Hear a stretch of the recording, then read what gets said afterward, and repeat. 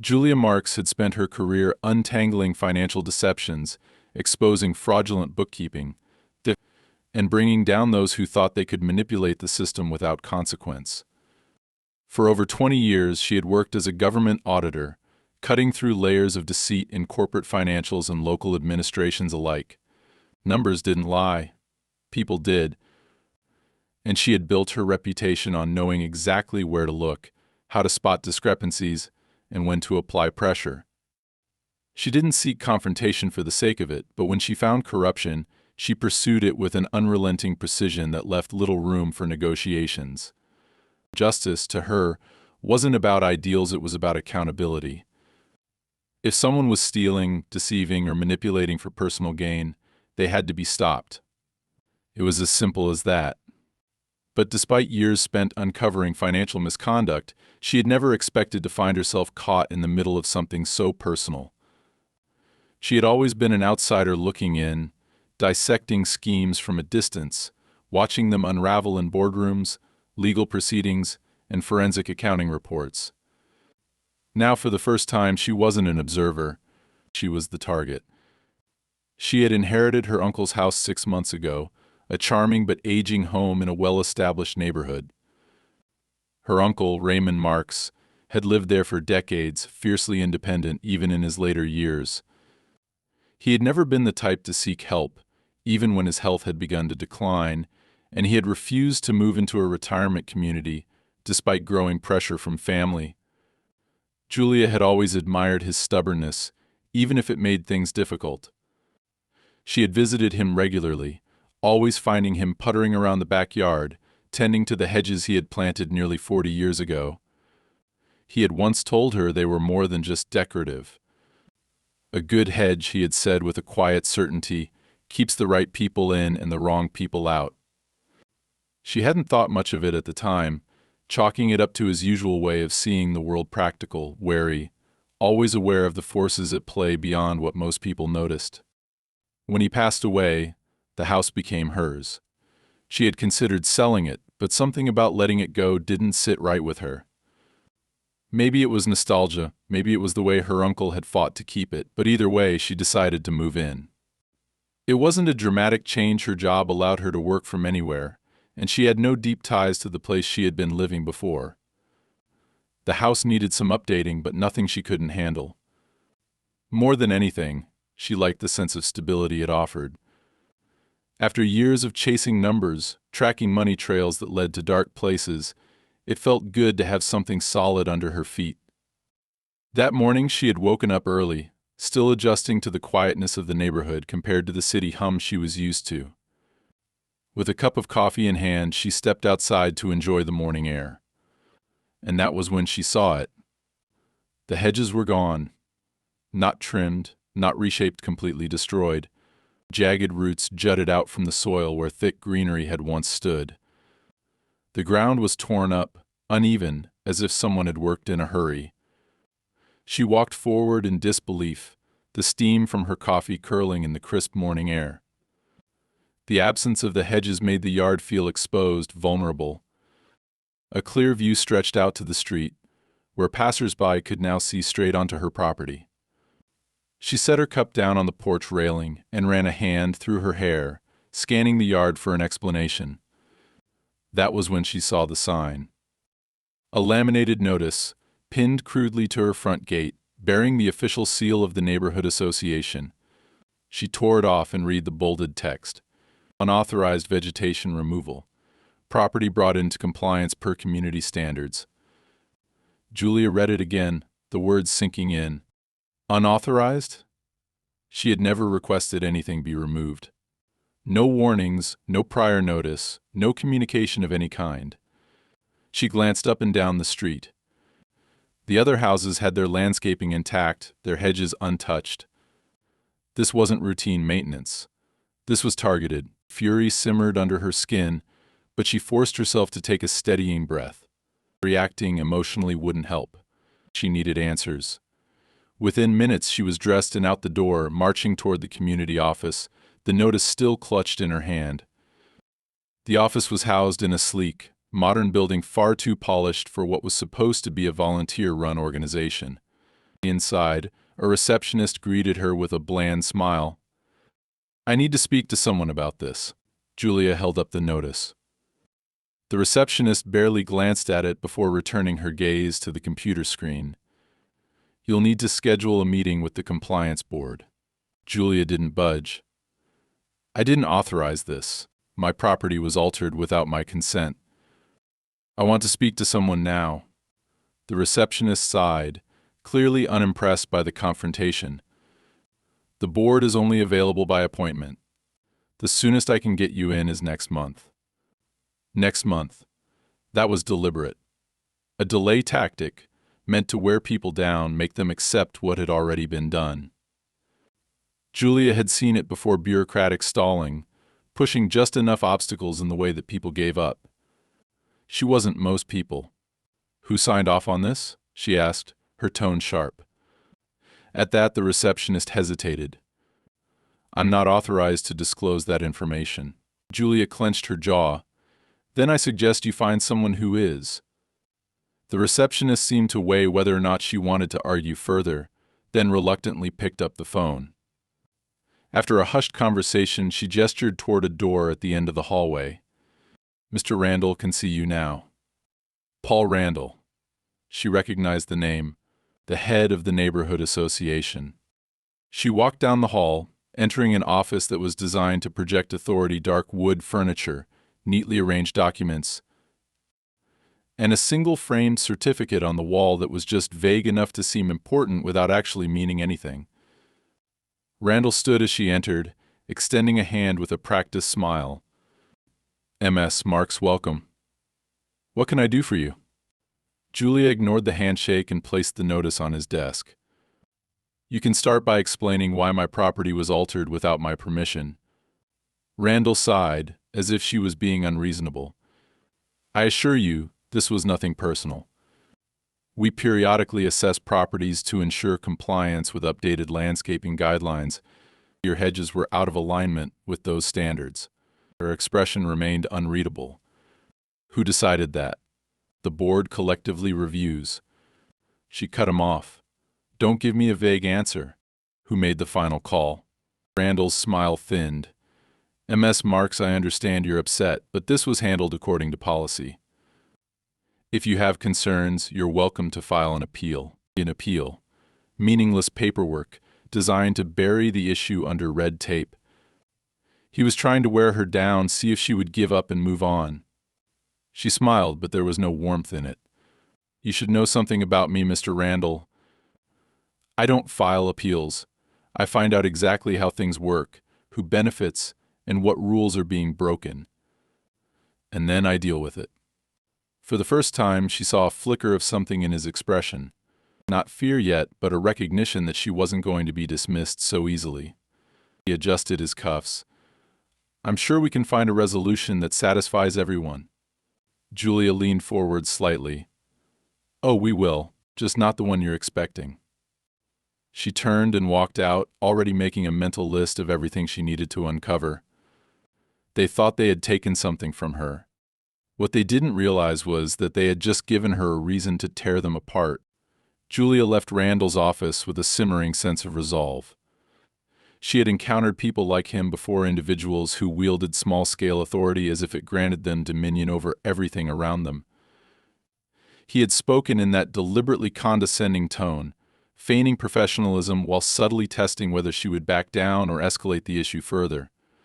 He had assumed, like so many before him, that she was just another homeowner who would grumble about the injustice for a few days before resigning herself to what had already been done.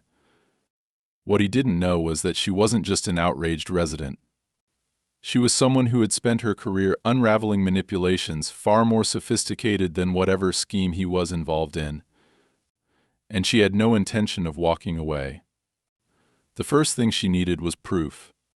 It wasn't enough to suspect wrongdoing, she needed evidence that would hold up under scrutiny. She returned home and went straight to her office, where she kept her personal filing system meticulously organized. Flipping through the records from when she had inherited the house, she found the original property survey her uncle had kept for decades. The boundaries were clear, and there was no mention of any landscaping requirements beyond standard maintenance. The hedge had stood exactly where it was supposed to, untouched for 40 years, never once cited as a violation. The next document she found was a copy of the title deed, clean and uncontested, showing no easements or encroachments that would have given the association any claim over her property's borders. Still, a legal document was one thing she needed to prove that something had changed. She opened her laptop and accessed the county property records, entering her address into the database. What she found made her blood run cold. The survey had been updated just a week ago. A new boundary line had been recorded, one that shaved off a strip of her property along the front and side, effectively incorporating that space into the common area maintained by the association. The official justification listed in the file? Correction of historic mapping discrepancies. It was a lie. She clicked through the records, checking the timestamps of when the changes had been processed. The submission had been made on a Friday afternoon just before the weekend, when government offices would be closed and fewer people would be monitoring public records. Whoever had done this had counted on the delay, ensuring that by the time anyone noticed, the changes would already be considered settled. The new documentation meant that, on paper, her hedge had technically been growing on land that was no longer hers. And once that was established, its removal had been framed as nothing more than an enforcement of existing property lines. It was a setup. Julia leaned back in her chair, exhaling slowly, her mind already sorting through the implications. Someone in the association had the authority to alter property records, or at the very least had enough influence to push it through without raising red flags.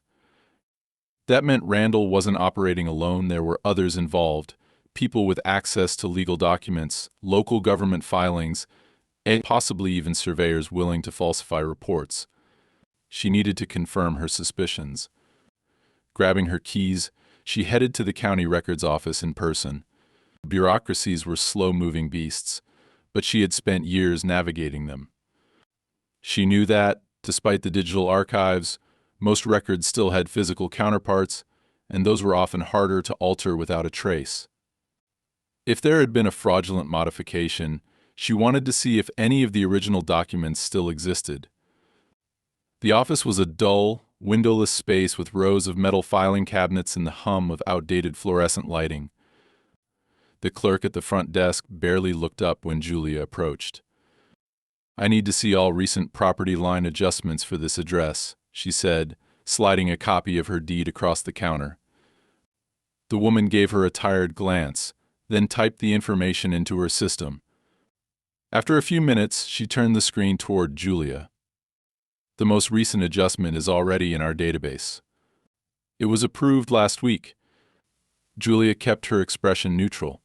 "Do you have the physical documents on file?" The clerk hesitated.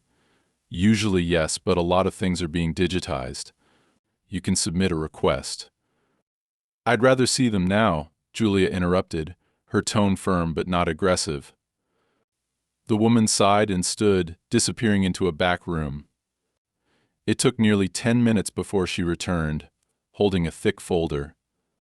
She set it on the counter, flipping through the pages until she reached the updated survey. Julia studied it carefully. The signatures at the bottom were what caught her attention. One was the county surveyor's, as expected. But the second signature, authorized by a representative of the neighborhood association, was not Randall's. It belonged to someone else. "Do you have records of who submitted the request?" Julia asked, keeping her voice steady. The clerk frowned. "That should be in the system." "Give me a second." She typed a few more commands and then shook her head. That's weird." "What?" "What?" "There's no logged request. Usually there's a paper trail and application, a justification for the change, things like that. But this was processed directly into the system as if it had always been this way. A manual override. Someone with admin-level access had pushed the change through without leaving a trace of how or why. That meant this wasn't just a clerical mistake, it was intentional, and whoever had done it had covered their tracks. Julia took a deep breath. Can I get a copy of all the original records, including any previous surveys? I can print those for you, but it'll take a few minutes. Julia nodded, waiting while the printer spat out page after page. She took the documents, thanked the clerk, and left, her mind racing. Someone had rewritten history in the official records, and they had done it just before the hedge was removed. That wasn't a coincidence. That was planning. She sat in her car, scanning the documents, and one name kept jumping out at her, the second signature on the approval. She didn't recognize it, but that didn't mean much. She needed to find out who this person was and what role they played. Instead of going home, she drove back to the association office, parking in a spot that allowed her to watch the building without drawing attention to herself. If this name belonged to someone actively involved, there was a chance she might see them coming or going. She checked the time. Mid-afternoon, still plenty of business hours left. She watched as a few people came and went, but none of them seemed to fit the profile of someone with the authority to manipulate county records. She was about to leave when a sleek, black sedan pulled into the parking lot. A man in his early 40s stepped out, dressed in an expensive suit that was out of place for a small community office. He walked inside with the kind of confidence that came from knowing he had nothing to worry about. Julia's instincts flared. This wasn't just some mid-level functionary. This was someone important, and she had a feeling he was the reason her property had been altered. She waited, watching the entrance, and when he finally emerged 20 minutes later, she made sure to note his license plate before he drove away. This wasn't just about her hedge anymore. It was about power, control, and manipulation. And Julia wasn't about to let it go unanswered. Julia sat in her car, gripping the stack of documents while the black sedan disappeared down the street. Her mind was racing, piecing together the connections between the altered property records, the sudden destruction of her hedge, and the man who had walked into the association office as if he owned the place. The name on the authorization form, Elliot Crane, was unfamiliar to her, but years of auditing had taught her that names in paperwork were never random. She took out her laptop, connected to her mobile hotspot, and began her search. Within minutes, she had a profile. Crane wasn't just some local administrator, he was the CEO of a real estate consulting firm that specialized in zoning adjustments, redevelopment projects, and property acquisitions that often left previous owners with nothing. His company had a reputation for aggressive expansion, pushing legal boundaries under the guise of urban renewal. And wherever his name appeared, a pattern followed: disputed property lines, sudden foreclosures, and reassessments that conveniently devalued homes before they were bought out for a fraction of their real worth. Her stomach tightened as she scrolled through articles about previous cases, recognizing the strategy immediately. It was a textbook operation: target a neighborhood, find properties with aging homeowners or vulnerable residents, adjust zoning regulations under obscure municipal clauses, then either coerce the owners into selling or create enough legal obstructions that they had no choice but to leave. It was a slow, methodical process, one that worked best when people didn't realize they were being pushed out until it was too late. And now it seemed Crane had set his sights on her neighborhood. The alteration to her property boundary hadn't been a mistake. It had been a test. They wanted to see if she would fight back or fold quietly like so many others before her. Closing her laptop, she exhaled slowly, forcing herself to stay calm. This wasn't just about reclaiming a hedge. It was about stopping whatever Crane and his associates were planning before it escalated into something irreversible. She needed more than just a digital trail. She needed concrete evidence of how they were manipulating records, and more importantly, who else was involved. Property adjustments of this scale required more than just a real estate firm's influence. There had to be a connection inside local government, someone with the power to authorize these changes without raising red flags. Instead of going home, she drove straight to the county records office. It was late, but the public access terminals would still be operational. The building was mostly empty aside from a janitor mopping the hallway floors. and the automated system hummed quietly as she logged in and searched for all recent zoning modifications in her district. She expected to find only her property listed, but the results revealed something far more troubling. 4 other addresses had undergone similar adjustments in the past 6 months. 2 of them belonged to elderly homeowners who had lived in the area for decades. The third had been marked as vacant, and the fourth was tied to an LLC, one she immediately recognized as a shell company frequently used in Crane's previous projects. Her pulse quickened as she cross-referenced the LLC's registration.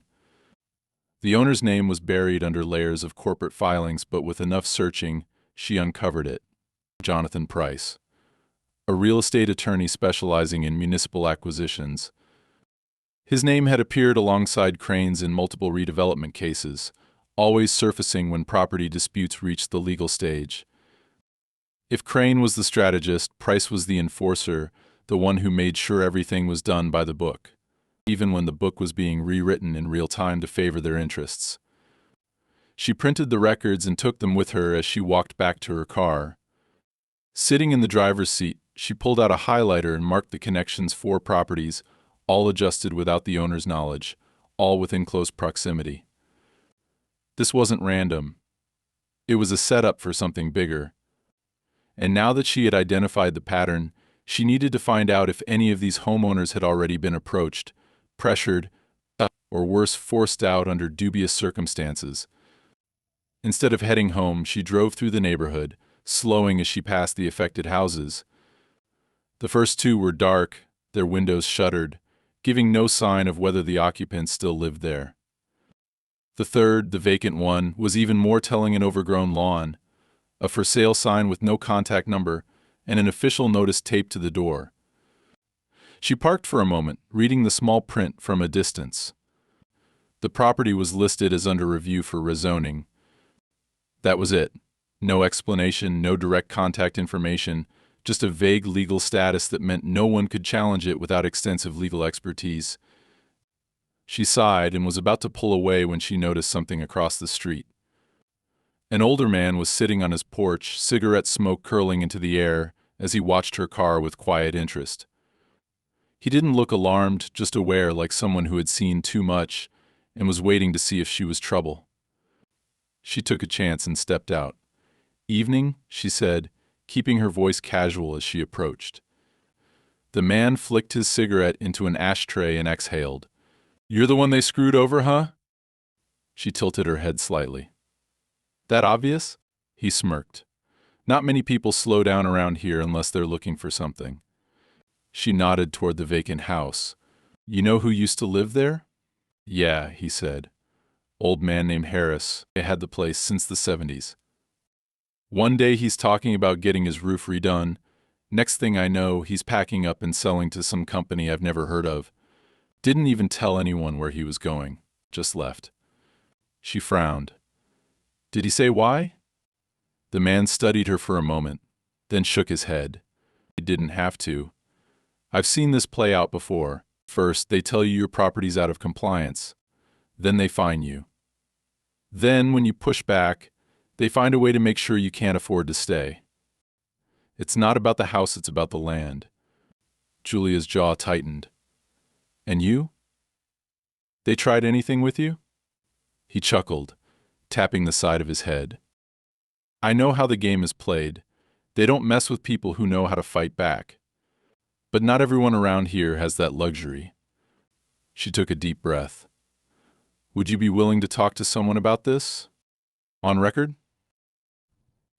He gave her a knowing look. "That's the thing about fights like this. You can only win if you've got enough pieces on the board. And from what I've seen, they've already taken out a few." She understood what he meant. Most people didn't have the time, resources, or energy to go up against a system designed to grind them down. But she did. She thanked him and got back into her car.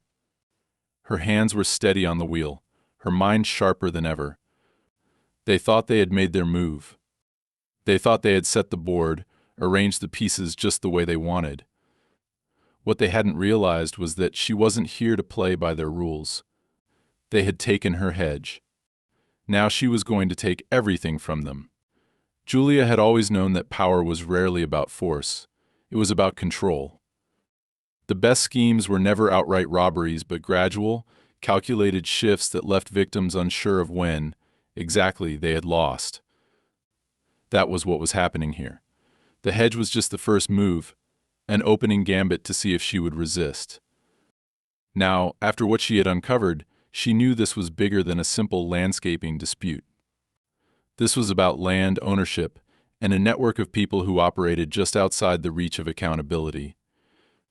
But they had made a mistake. She wasn't someone who could be nudged, pressured, or intimidated into letting this go.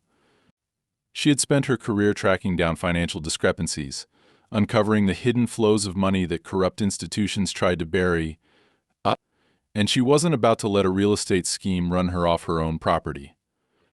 She spent the next 2 days preparing her next steps carefully. She had copies of the altered zoning records, a growing list of affected homeowners, and a direct connection between Elliot Crane, the real estate strategist, and Jonathan Price, the lawyer who handled the legal manipulations. She needed to figure out just how deep this went, who else was involved, and most importantly, where the leverage points were. If she wanted to dismantle whatever was happening here, she couldn't just prove it existed. She had to make it impossible for them to continue without risking exposure. Her first target was the local zoning board. Every land reassessment, every modification of property lines, every rezoning application had to go through them. The problem was, Crane and Price had been careful. No obvious violations, no requests that stood out as blatantly fraudulent. But that was exactly why it reeked of corruption. Changes this precise didn't happen naturally. Someone on the inside was rubber stamping these approvals without scrutiny, and she needed to find out who. She drove to the zoning office in the middle of the day, when the flow of people would be highest. The goal was to blend in, ask the right questions without drawing attention to the fact that she was looking for something specific. She walked in with a folder tucked under her arm, approached the reception desk, and put on her best expression of mild bureaucratic frustration. "Hi, I'm hoping to get some clarification on a recent boundary adjustment to my property," she said, laying down one of the printed records. "I just want to make sure I understand how this was approved." The receptionist, a middle-aged woman who looked like she had dealt with her share of irate homeowners, barely glanced at the document before sighing. "If it's already been approved, then the process is closed. You'd need to file an appeal if you're disputing it." Julia nodded, keeping her tone light. "I get that, but I just want to know who reviewed it. There's no application on file for the change, which seems weird. I just need to know what office handled it." The receptionist hesitated, looking at her more carefully now. "What did you say your name was?" "Julia Marks." The woman's fingers hovered over the keyboard for a second longer than necessary before she typed something in and frowned at the screen. Then, just as quickly, she masked the reaction. "I can't give out internal processing details. If you'd like to dispute a zoning adjustment, you can submit a formal request for review." Julia caught at the slight delay, the way the woman's expression had changed before she controlled it. There was something in the system about her already, and whatever it wasn't standard. "Right," Julia said, sliding the document back into her folder. "I'll do that. Thanks for your help." She walked out of the office, her pulse steady but her mind racing. The reaction confirmed what she had already suspected. The zoning changes weren't just convenient, they were deliberate, and at least some of the people inside that office knew it. The real question now was whether they were complicit or just following orders without realizing the full scope of what they were approving. Either way, it meant she needed to move faster. Instead of going home, she drove straight to the county clerk's office, where broader municipal records were kept. She already knew that the zoning adjustments had been processed under the justification of correcting mapping discrepancies. But she wanted to see if there had been any related correspondence, emails, official notices, anything that might give her a thread to pull on. After requesting public records access, she spent the next hour combing through files. Most of it was routine paperwork, endless forms that meant nothing on their own. But then she found it. An email chain between a county official and a private contractor, one of the firms frequently employed by Crane's development company. The message was brief but revealing. Proceed with adjustments as discussed. Ensure expedited approval to avoid unnecessary delays. There was no name attached to the sender, just an internal department email. But it was enough. Someone inside the county offices was pushing these approvals through, making sure the process stayed smooth and unquestioned. Julia printed the emails and added them to her growing pile of evidence. She was getting closer. The next step was finding out who exactly had signed off on the changes at the final stage. That information wouldn't be in a publicly available record, but she had ways of getting it. She needed an insider.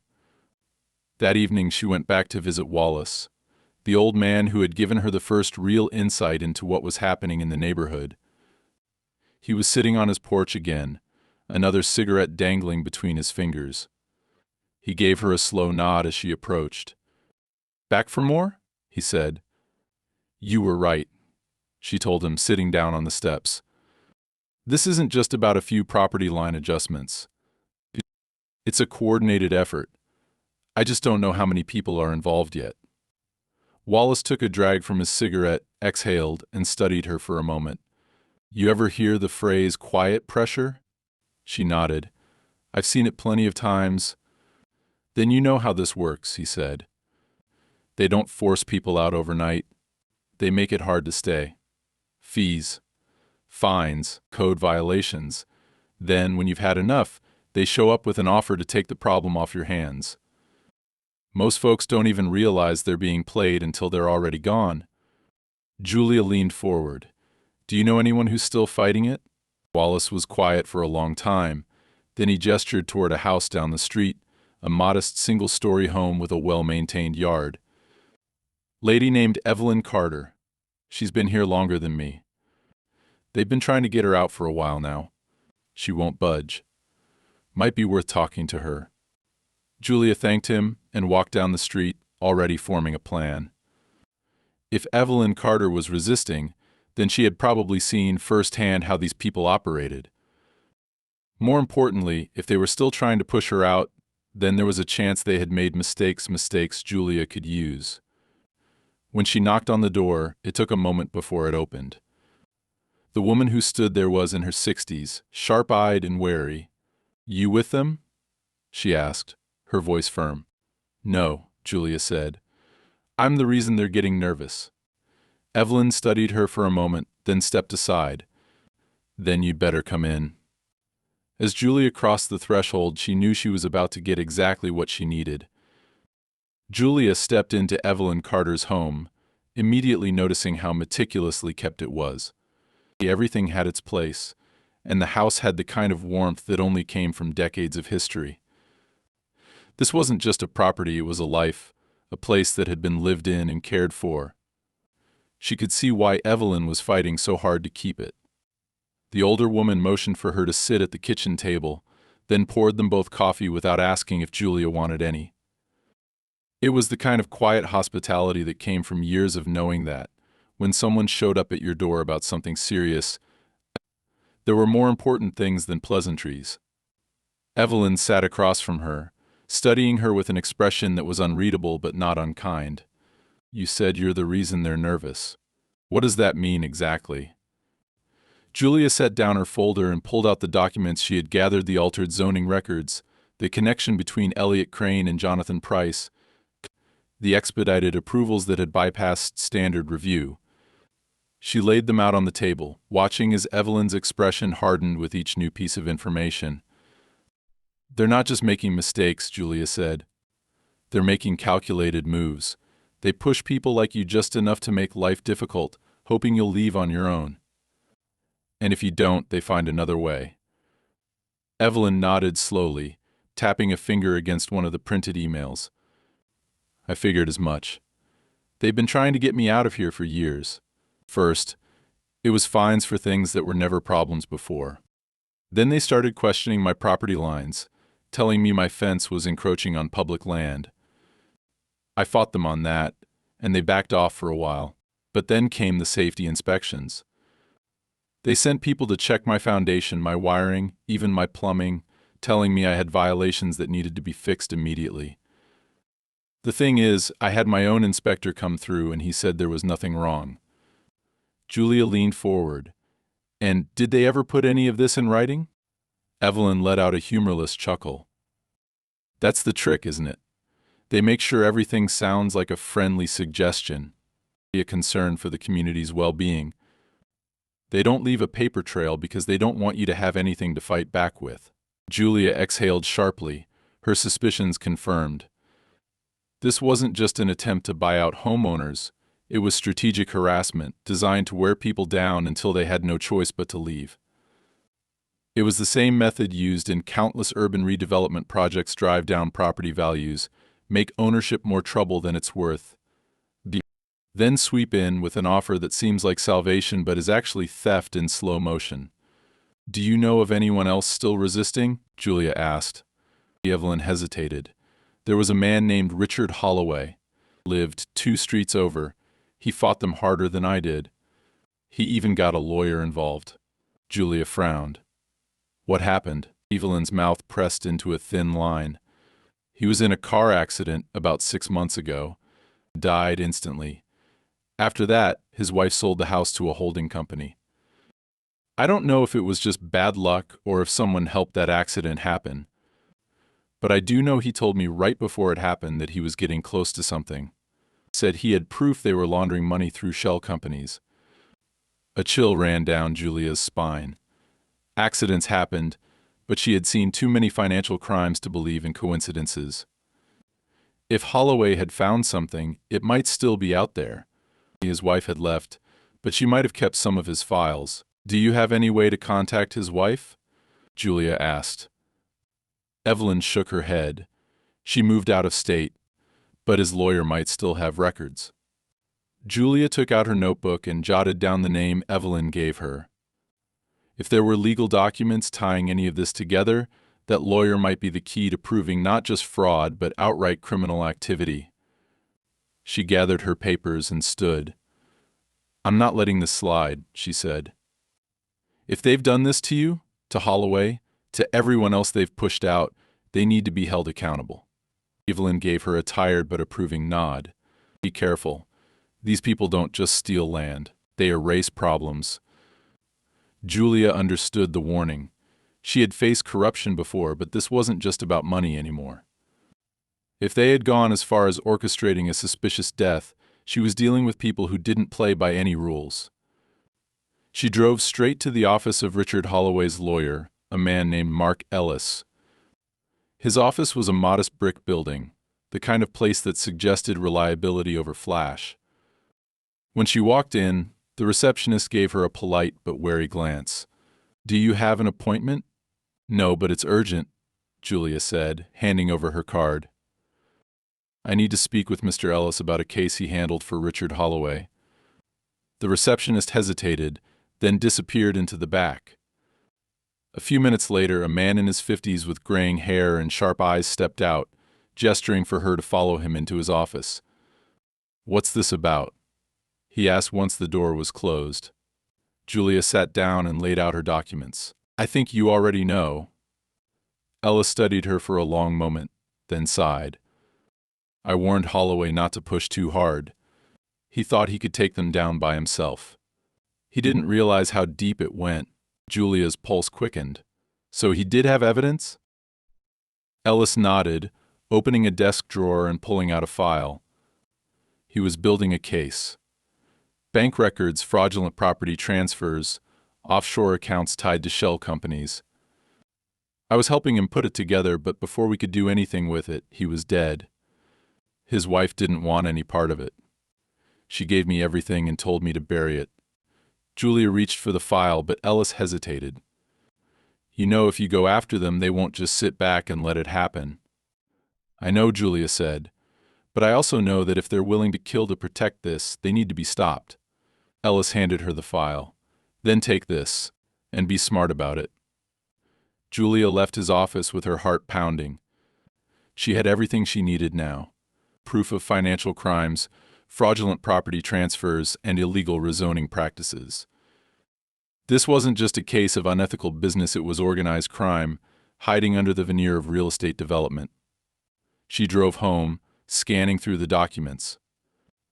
The deeper she went, the clearer it became that this wasn't just a local operation. Crane's firm was just one piece of a much larger machine, one that had its hands in multiple cities, pushing the same tactics over and over again. She was so engrossed in the paperwork that she almost didn't notice the car parked down the street from her house. A black SUV, engine idling, windows tinted too dark to see inside. Her stomach turned. She wasn't just watching them anymore. They were watching her. Julia gripped the steering wheel, forcing herself to remain calm as she watched the black SUV park down the street. The engine was running, its headlights off, a shadowed figure visible through the windshield. They weren't trying to hide. This wasn't some amateur intimidation attempt. They wanted her to know she was being watched. They wanted her to second-guess herself, to feel the weight of unseen pressure, to wonder just how much danger she was in. But fear was a weapon, and she had spent too many years facing off against men who thought intimidation was a substitute for control. She wasn't going to be scared into silence. She was going to finish this. She pulled her car into the driveway, deliberately taking her time gathering her things before stepping out. She walked inside without looking back, but the presence of the SUV burned into the back of her mind. She locked the door behind her and immediately went to work. The documents from Holloway's lawyer were spread across her dining table: bank statements, property transfers, legal correspondences, and offshore account registrations. It was a roadmap of fraud, a paper trail leading directly to Elliot Crane and his network of shell companies. But even more damning was what Holloway had uncovered just before his death. The real estate acquisitions weren't just about land, they were about laundering money. Crane's firm was funneling funds through layers of bogus transactions, using property development as a cover to move massive amounts of cash into legitimate holdings. Julia had seen similar tactics in corporate fraud cases, but this was more aggressive, more reckless. They weren't just profiting off stolen land. They were using these deals to hide where the money was coming from in the first place. And that meant one thing: organized crime. She needed to move. Now. Her first call was to Mark Ellis, the lawyer who had given her the files. He picked up on the second ring. "Tell me you found something useful," he said, voice tense. "Oh, I found plenty," Julia said. "I need to know who else has seen these documents besides me." No one. Holloway was careful, but when he died, his wife didn't want anything to do with it. "I've been sitting on them ever since." "Then they don't know how much I have," she said, thinking fast. "They know I'm digging, but they don't know how far I've gotten." Ellis hesitated. "That gives you an advantage for now. But if they think you're a real threat, they're not just going to watch from a distance." Julia already knew that. She had dealt with financial criminals before, but these people had crossed the line into something much more dangerous.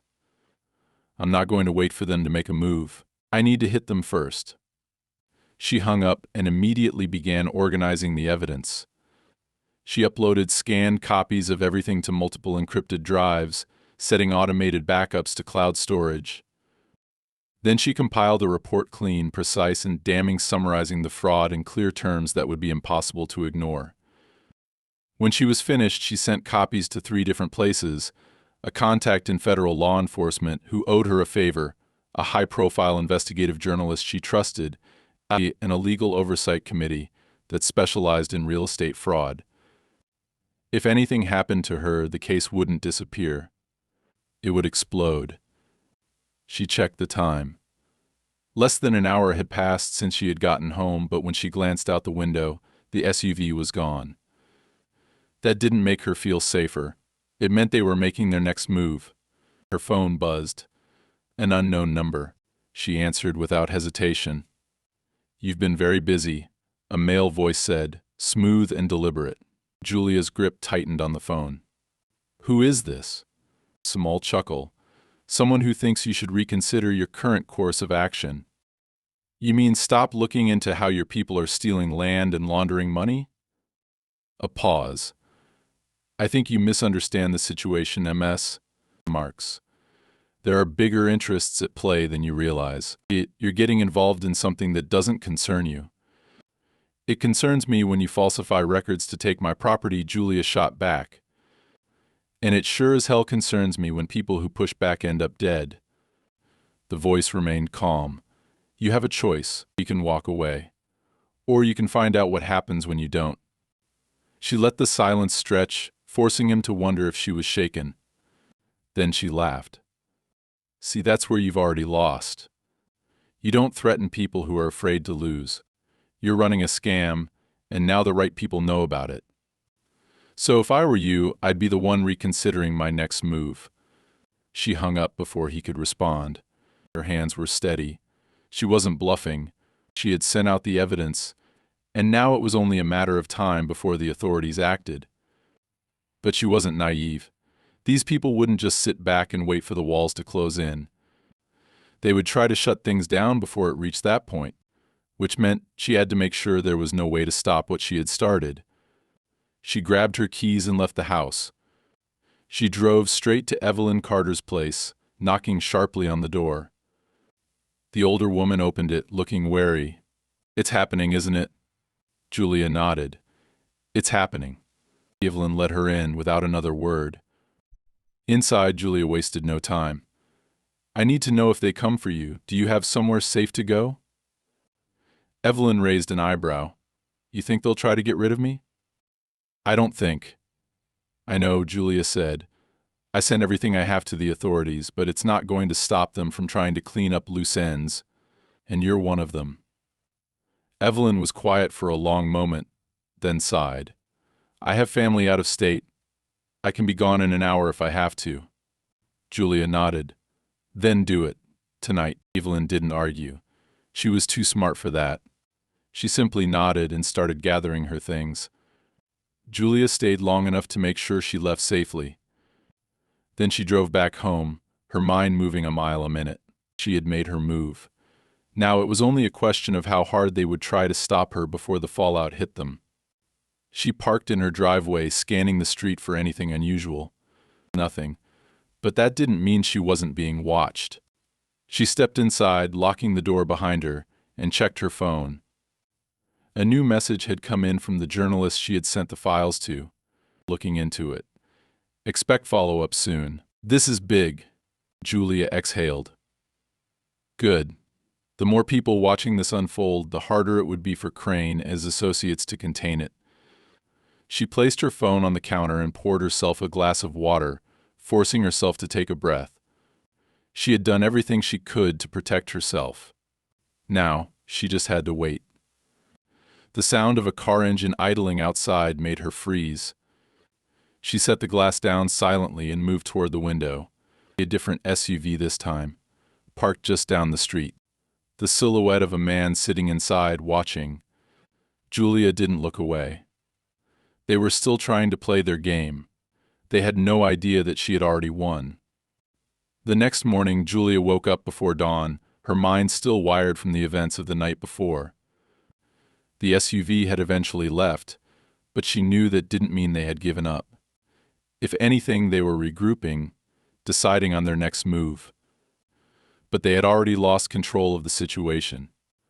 The evidence was out, the authorities were looking into it, and by now the first cracks in their carefully maintained facade were starting to show. She had played this game before, and she knew how it ended. The moment corruption was dragged into the light, it either collapsed under its own weight or turned desperate, reckless, trying to cover its tracks before the hammer fell. Either way, she had to be ready. She checked her phone. There were already 2 missed calls from Mark Ellis, the lawyer, and a new message from the journalist she had sent the files to.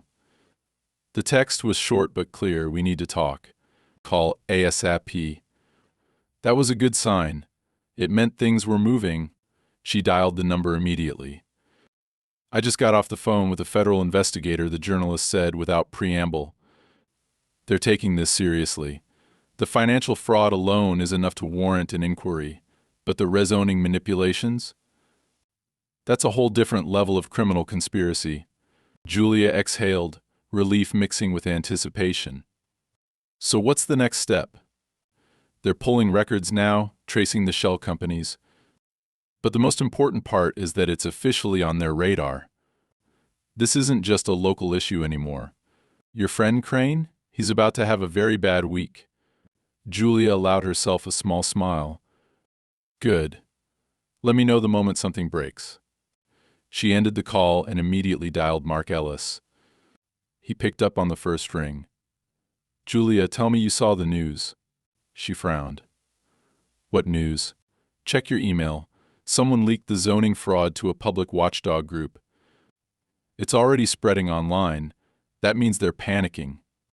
Julia quickly opened her inbox and saw the forwarded links.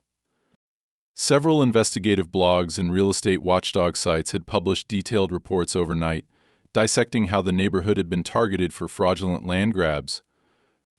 Someone had pushed the story out before the mainstream press could even catch up. She didn't know who had done it, but it didn't matter. The more eyes on this, the better.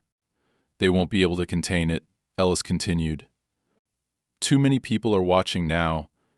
It's only a matter of time before indictments start rolling in. Julia nodded to herself. And what about Crane? That's the best part, Ellis said. He's disappeared. Julia sat up straighter. Disappeared how? Didn't show up at his office this morning. His phone's off. His lawyer isn't returning calls. I'm guessing he's either shredding documents or getting the hell out of town before the feds show up. That was expected. People like Crane didn't wait around to get caught. They either had an escape plan or a fall guy to pin everything on. But Julia wasn't done yet. Send me the most recent filings tied to his company, she said. If he's running, I want to know where. She spent the next few hours combing through financial records, tracking the latest movements of Crane's business dealings. It didn't take long to find what she was looking for: a sudden wire transfer to an offshore account, a holding company dissolving overnight, an LLC being transferred under a new owner's name. He was trying to vanish, shifting assets before the authorities could freeze them. That was the final mistake. Julia sent everything she found to Ellis and the journalist, making sure it reached the right hands. Within the hour, she got confirmation the Department of Justice was formally launching an investigation. And just like that, the dam broke. By the afternoon, the news had spread beyond watchdog sites. A major news outlet picked up the story, and with that, everything escalated. City officials who had signed off on the fraudulent approvals were suddenly unavailable for comment. The local zoning office released a rushed statement claiming they had unintentionally overlooked discrepancies in documentation. But it was too late. The investigation was public now, and the press was tearing into it like vultures. Then the arrests started. First, it was a low-level bureaucrat in the zoning office, someone desperate enough to cut a deal. Then, a financial officer tied to Crane's firm. The dominoes began to fall, each one bringing more names, more confessions, more evidence. Julia watched it all unfold with a quiet satisfaction. She didn't need to do anything now. The system was doing what it was designed to do when it worked the way it was supposed to. By the end of the week, Jonathan Price, the lawyer, had been indicted. By the next, city officials were resigning under unrelated circumstances. And then, finally, the news broke. Elliot Crane had been caught trying to flee the country. Julia stared at the headline for a long moment before leaning back in her chair. It was over. She stepped outside, breathing in the crisp morning air. Her neighborhood was quiet again. No SUVs lurking in the distance. No strange cars idling at the end of the street. For the first time in weeks, she felt something close to peace. Her phone buzzed one last time. A text from Evelyn Carter. Heard the news. They're done. Thank you. Julia smiled, typing back a simple reply. They won't be back. She turned to look at the empty space where her hedge had once stood. She'd have it replanted soon. But for now, she just stood there, enjoying the knowledge that the people who had tried to take everything from her were finally answering for it. And that they never saw it coming.